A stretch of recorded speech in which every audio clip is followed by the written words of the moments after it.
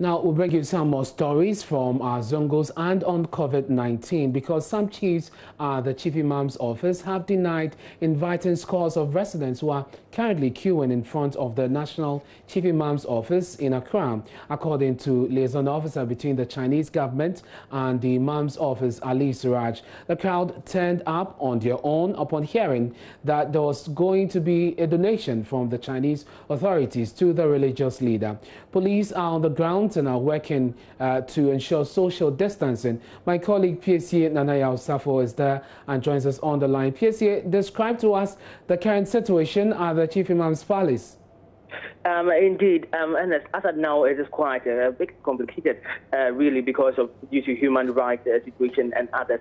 As the numbers keep pouring in, the authorities here, that's the Muslim leaders and the police are working hand in hand to ensure that some of them, and in fact all of them, do get some of the relief that they are working for. I've been reliably informed by the authorities here that, in fact, they just a few minutes ago received those donations from the Chinese ambassador Xi Jinping and his entourage. The Sheikh, or the National Chief Imam, I've made aware, is now delegating the leaders and how to go about distribution. But even before then, the crowd had been here prior to the ceremony itself. So it's quite dicey for the leaders, you can tell. But there are long queues of women and a few infants as they hope to cash in and get some of the rice bags and others that are here for a donation.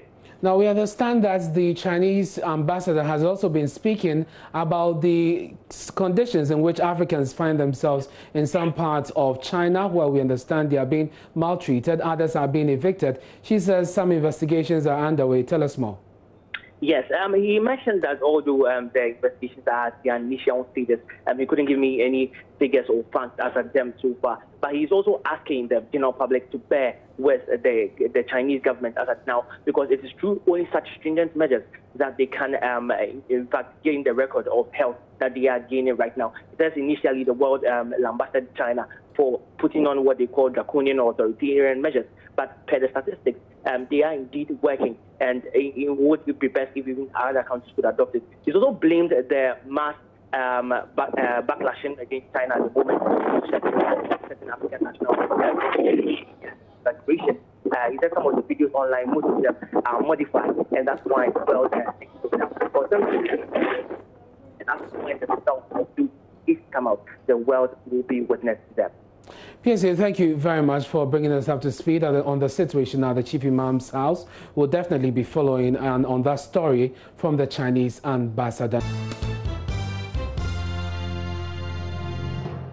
Now, head of the cardiology department at the Korle Teaching Hospital, Dr. Joseph Ankama, is urging families to observe social distancing whilst engaging in activities at home. He says micro droplets from the mouth of individuals engaging in a conversation are likely to infect others. Dr. Ankama said this while answering questions on the AM show. Anyway, and then there are some that are in between. People have chronic catarrh or having symptoms that have catarrh-like features. What should they do? So let me start with those that I think are related to COVID-19. One of the questions was the micro droplets. How does it go? How is it? And whether food vendors can spread the virus if they have it and they're not wearing masks. Also, how long does the virus stay in the air?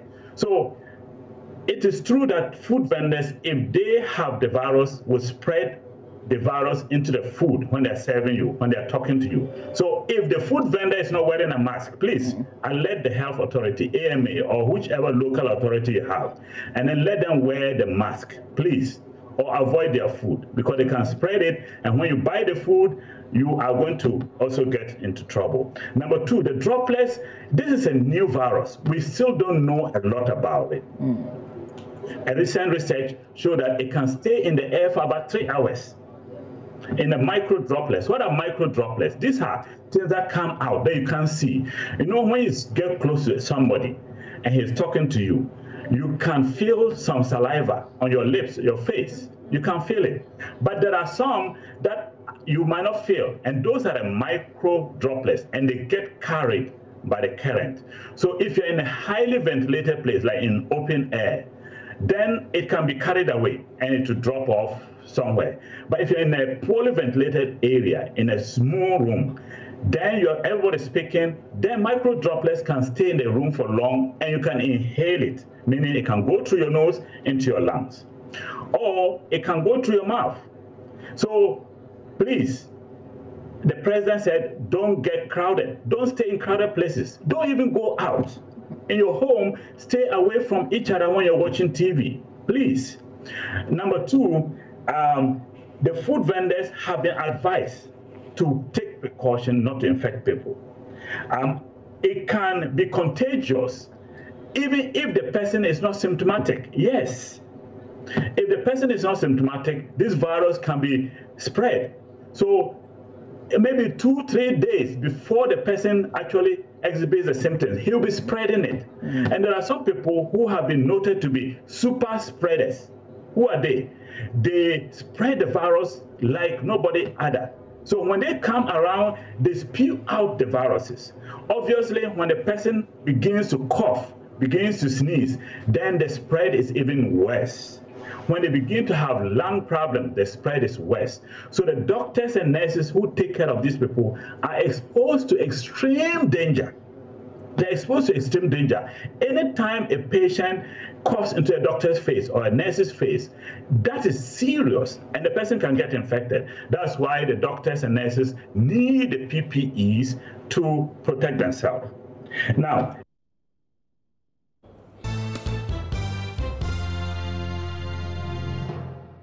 World Hemophilia Day is an international awareness day for bleeding disorders. It is held annually on the 17th of April. On this day, persons living with bleeding disorders come together to celebrate the continuous advancements made in treatment whilst bringing attention to issues related to the need for proper care. Inshirado has more in this report.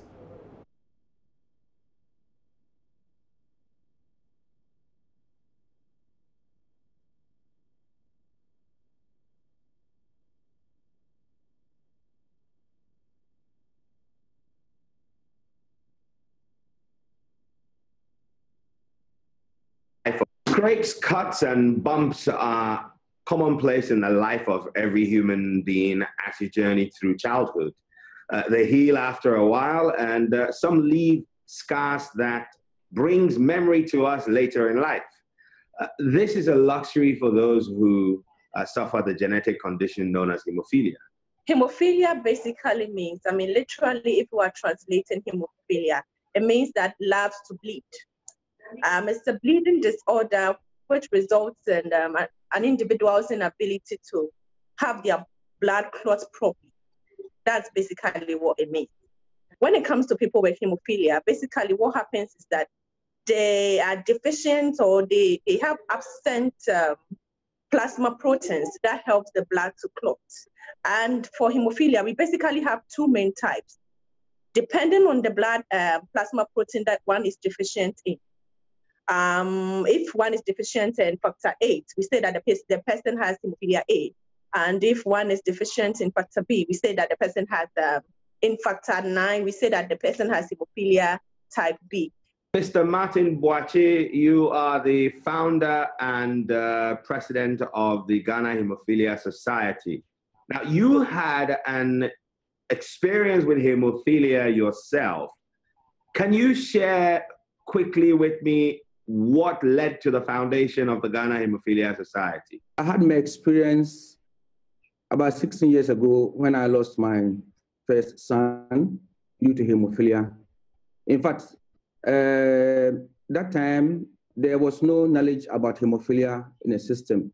And when he attained the age of 4, he passed.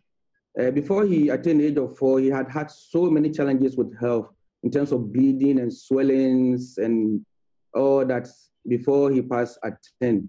And the doctor said that was due to intracranial bleeding. That means he bled into the head. Following that, I decided to do something about it. So when I had my second son, I decided to take him abroad for investigation as to why it's happening to my boys. It was there in the US that I was told that my son was suffering from a disease called hemophilia. One injection for hemophilic patients, if I may say, costs an average of about $1,000 per one simple injection. And every hemophilic patient needs about 2 or 3 injections per week. And we're talking about one injection costing $1,000 minimum. As we commemorate World Hemophilia Day today, the call is for you and I and everyone else to get involved. For Joy News, this is Inshira Adu. Scrapes, cuts, and bumps are... With me, and that's when here on your Johnny's channel. We're taking a break. We'll bring you sports. Nathaniel Ato is on standby.